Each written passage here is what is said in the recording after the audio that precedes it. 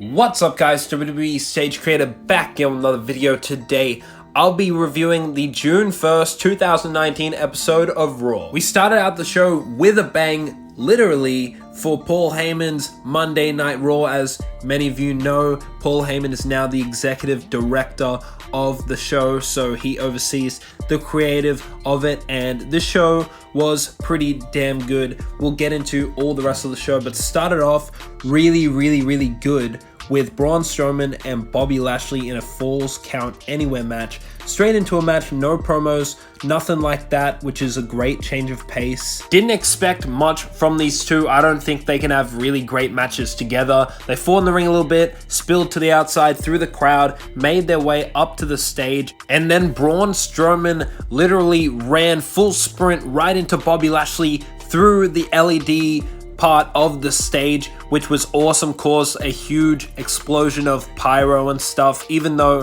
that's not really what would happen going through an LED board like that. They just made a big deal of all the pyro and stuff, which looks super cool. This is what I like to happen on shows like Monday Night Raw. I feel like for the past year, nothing has really happened of eventfulness, something that we would remember for a while. You need shows again where you need to watch live. You don't want to miss anything, because a lot of shows back in the day used to have so many classic memorable moments. Nowadays it's not like that, but this show actually had two of those, which is really cool. And yeah, I'm glad that we had something like this on the show. I love when they incorporate the stage. As you know, I make stages, so it's really cool to see them incorporate stages in the matches, which was really cool, really great moment. Come to think of it, Charlotte, or was it Becky? I think Charlotte speared Becky through the stage SmackDown last year, but there was like no pyro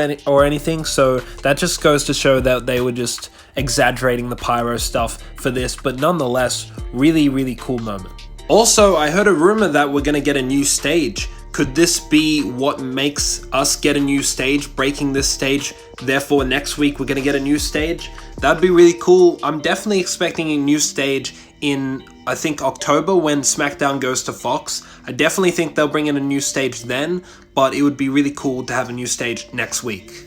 To follow that big starting segment, we had the Viking Raiders versus Big E and Xavier Woods, The New Day, and then Samoa Joe came out and attacked Xavier Woods. Kofi came out, then we went to commercial break, came back. Now it's a six-man tag. Usually hate that cliche where two other people get involved and then all of a sudden it's a six-man tag. I hate that usually, but it really worked here because New Day is a three-man team, so six-man tags with them actually really work. So they had a great match with the Viking Raiders and Samoa Joe, and it ended with Samoa Joe not tapping out. He made Kofi Kingston pass out to the Coquina Clutch, making Joe look super strong here, which I really like. Also on commentary, Corey Graves mentioned that he heard a rumor that these guys were going to have a ladder match, which is a super weird thing for a commentator to say if it wasn't going to be true. So I assume this match will be turned into a ladder match. If you guys didn't hear about that, now you know, which would be really cool, although I wouldn't mind seeing them have a one-on-one normal match to start off with, because I reckon they would have a great match. We then go to a match between Cesaro and No Way Jose, which gets interrupted by RTruth coming out, doing stuff in front of Drake Maverick, who is at ringside, who has decided he's not going to go for the championship. He's chosen his girlfriend over the championship, and RTruth is just joking around with him, and then all the superstars come out chasing him for the 24/7 championship. Cesaro then attacks No Way Jose. The match doesn't happen, hits a gut wrench suplex on the outside to the floor, and a little bit of a spotlight for Cesaro here. I think Cesaro is going to be the guy who answers the call for Aleister Black. Although I would prefer Randy Orton, I think it will be Cesaro because I've heard rumors of that, and I think that'd be a good choice too. Hopefully Randy Orton is facing Aleister Black down the road, maybe SummerSlam. On this episode of Raw, the NXT Tag Team Champions, currently the Street Profits, debuted on Raw, which is super random. I don't know why they had them debut here. They're still NXT Tag Team Champions, and they just became NXT Tag Team Champions. They haven't spent too much time in NXT. Just feel like nobody really knows who they are too much. Like, unless you're like a hardcore fan, you watch NXT all the time, you probably don't know who these guys are. And I hate nowadays that WWE expect everyone to know who these characters are from NXT. Where are the vignettes telling us who these guys are? I get that they're gonna do these interview things every week until maybe after they lose the titles, then they'll start wrestling. I feel like this is really a bad time to bring these guys up. We really don't need them on the main roster at this moment in time. I reckon they're gonna get really misused. Raw is stacked for tag teams. They really don't need the Street Profits, so I don't know why they put them on Raw. SmackDown probably could have used the Street Profits, but really, they're really not needed right now on the main roster. This is kind of a rushed call-up. Undertaker came out and cut a promo on Shane McMahon and Drew McIntyre, kind of explaining why he helped Roman Reigns last week and why he's teaming with him. He said Roman Reigns didn't ask him to be his partner. I guess he just doesn't like Shane and Drew. Whatever, said a bunch of dead man stuff and didn't really explain why, but it's Undertaker, you know, whatever. Pretty sure he's asked for this so he can redeem himself from his god-awful match with Goldberg from Super Showdown, so let Undertaker do what he wants to do. Lacey Evans beat Natalya with the help of Baron Corbin. Nothing really to say here. You don't really need to go out of your way to see this match. We had Miz versus Elias 2 out of 3 falls match, but before this we had a really awesome backstage segment which got super intense between Ricochet and AJ Styles. AJ Styles was pissed off because the club was saying that Ricochet was talking smack. AJ challenged Ricochet to a United States Championship match later that night and smacked him across the face. Ricochet did the same back to AJ and it was on. So that got me super pumped for the main event. But getting to this 2 out of 3 falls match, as you may or may not know, WWE has decided to not have wrestling in the commercial breaks. That's why we've been seeing a lot of 2 out of 3 fall matches for the last few weeks, which I agree with, but I don't agree with having 2 out of 3 falls matches left and right. It's really annoying. Plus, this should have been cut from the show, honestly. Really don't care about this feud between Miz and Elias. I know you're trying to find something for these guys to do. I get that, they're good talent, but this really isn't intriguing me. They're having Miz still kind of tied to Shane McMahon, like something's gonna happen, but I don't think there really is something's gonna happen. It's just, I don't know. I hope they actually have a story for this and they're going somewhere with this where maybe Miz gets a pay-per-view match against Shane later down the road, but really not interested in Miz and Elias. We then had a backstage interview between Seth Rollins and Becky Lynch, which was interrupted by Maria Kanellis and Mike Kanellis, who are from 205 Live. If you don't know who they are from regular television, they haven't been on Raw, I believe, ever. They debuted on SmackDown and then they moved to 205 Live. But yeah, they challenged them to a mixed tag team match, which is actually really good because they are a real couple. So it's kind of good to have a mixed tag team match heading into Extreme Rules. Before with Seth Rollins and Becky Lynch, test things out a little bit.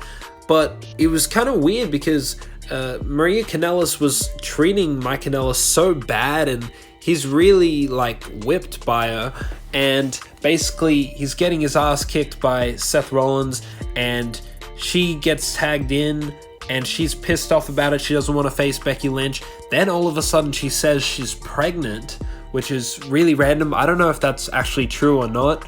I don't know about that, but seems like she said this so she could get out of fighting Becky Lynch, and then Becky Lynch taps out Mike Kanellis, the ultimate burial, and then Maria Kanellis comes in, just trashes Mike Kanellis, saying, "I wish you weren't the father of my children," or whatever.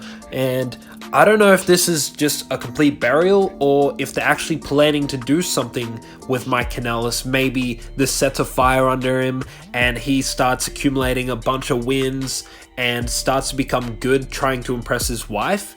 Maybe that could be the story that they go for. I really hope that it's not just a burial.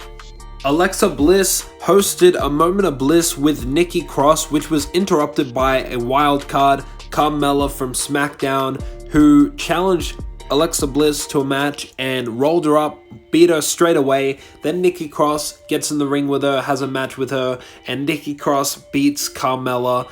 And I really like the storyline they're going with Nikki Cross and Alexa Bliss, with Nikki Cross doing all the work, Alexa Bliss taking all the credit, and eventually Nikki Cross is going to realize this, and it's going to be good.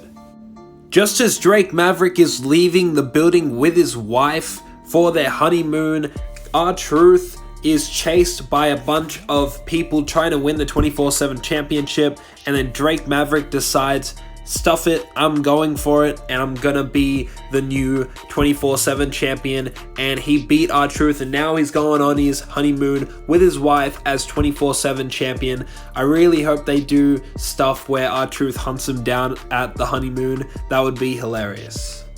So we had a culmination of a story that's been building for weeks here. AJ Styles versus Ricochet here, and AJ Styles beats Ricochet, wins the United States Championship. Or did he? Because Ricochet had his foot under the rope, and they went to commercial break with AJ Styles being told by the referees that his foot was under the rope. Great move, because they don't want wrestling in the commercial breaks. So that was a really great move to keep people watching for when they come back from the commercial break. So that was cool. And then that also adds fuel to the fire of AJ Styles, because that's going to piss him off even more, leading to what happens next. Ricochet rolls up AJ, beats him, that pisses him off a little bit, and then AJ Styles turns heel, beats the hell out of Ricochet, and the club do too. They reform the club, and AJ Styles takes Ricochet up to the second rope and hits a Styles Clash,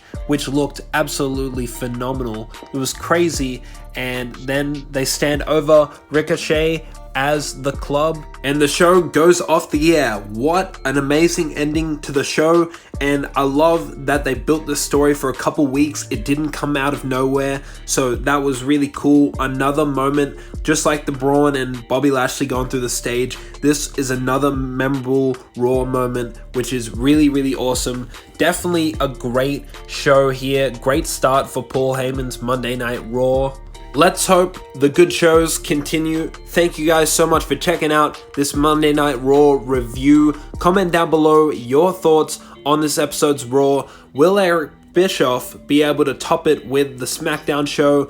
We'll have to wait and see. Please like this video, subscribe to this channel for more videos just like this. Follow me on Instagram at WWE_stage_creator, and I'll see you guys on the next video.